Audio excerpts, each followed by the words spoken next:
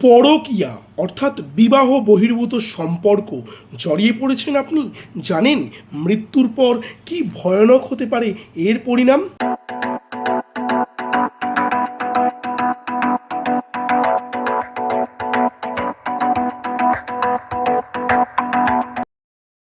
চলুন আজকের এপিসোডে আমি আপনাদেরকে বলবো পরকীয়া অর্থাৎ বিবাহ বহির্ভূত সম্পর্কে যদি আপনি জড়িয়ে পড়েন তাহলে এর ভয়াবহ পরিণাম কি অপেক্ষা করছে আপনার জন্য।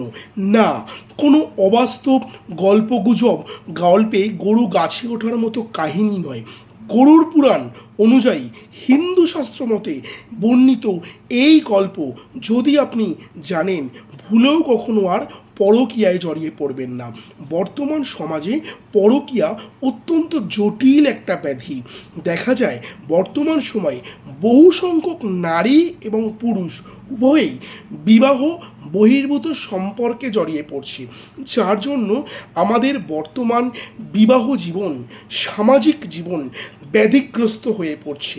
টিভি খুললেই সোশ্যাল মিডিয়া খুললেই খবরের পত্রিকা খুললেই আমরা দেখতে পাচ্ছি এই ব্যভিচার অর্থাৎ পরকীয়ার ভয়াবহ পরিণতি।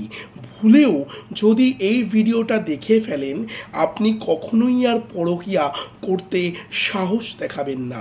জানেন তো আমাদের হিন্দু শাস্ত্র মতে মৃত্যুর পরে অপেক্ষা করে আমাদের জন্য স্বর্গ এবং নরকের স্থান। স্বর্গ অর্থাৎ যদি আপনি ভালো কাজ করেন তাহলে স্বর্গে প্রবেশের অধিকারী, আর যদি আপনি পাপ কাজ করেন খারাপ কাজ করেন তাহলে নরক আপনার জন্য উপযোগী। আমাদের হিন্দু শাস্ত্র মতে 28টা নরকের স্থান বলা আছে। এই 28টা নরকের মধ্যে সবচাইতে ভয়াবহ নরকে আপনার স্থান হবে যদি আপনি বিবাহ বহির্ভূত সম্পর্ক অর্থাৎ পরকীয়ায় জড়িয়ে পড়েন।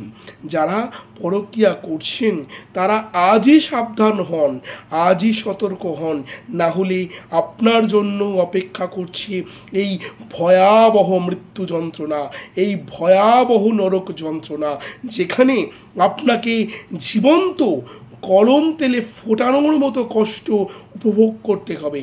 তাই আজই সতর্ক হন, বেরিয়ে আসুন পরকীয়ার মতো সামাজিক ব্যাধির থেকে। যে সমস্ত নারী এবং পুরুষ অর্থাৎ স্বামী বা স্ত্রী পরকীয়ায় জড়িয়ে পড়েছেন তাদের জন্য একটাই প্রতিকার আমি বলবো, তারা প্রত্যেক শনিবার একটি করে আমলকি ভালো করে ধুয়ে নিন, তারপর ওই আমলকিতে আপনার নিজের নাম লিখুন এবং যার সাথে পরকীয়ায় জড়িয়ে পড়েছেন তার নাম লিখুন।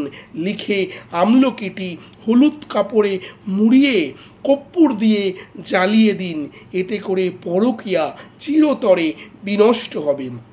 যদি স্বামী পরকীয়ায় জড়িয়ে পড়েন স্ত্রী এই টোটকা অ্যাপ্লাই করতে পারেন, যদি স্ত্রী পরকীয়ায় জড়িয়ে পড়েন স্বামী এই টোটকা অ্যাপ্লাই করতে পারেন, বা যিনি নিজেই চাইছেন পরকীয়া থেকে বেরিয়ে আসতে তিনিও কিন্তু এই টোটকা অ্যাপ্লাই করতে পারেন। ভালো থাকুন, সুস্থ থাকুন, ভিডিওটা শেয়ার করুন। আবারও দেখা হচ্ছে পরবর্তী এপিসোডে আপনাদের সাথে, আপনাদের পাশে। জয় মা তারা, জয় গুরু।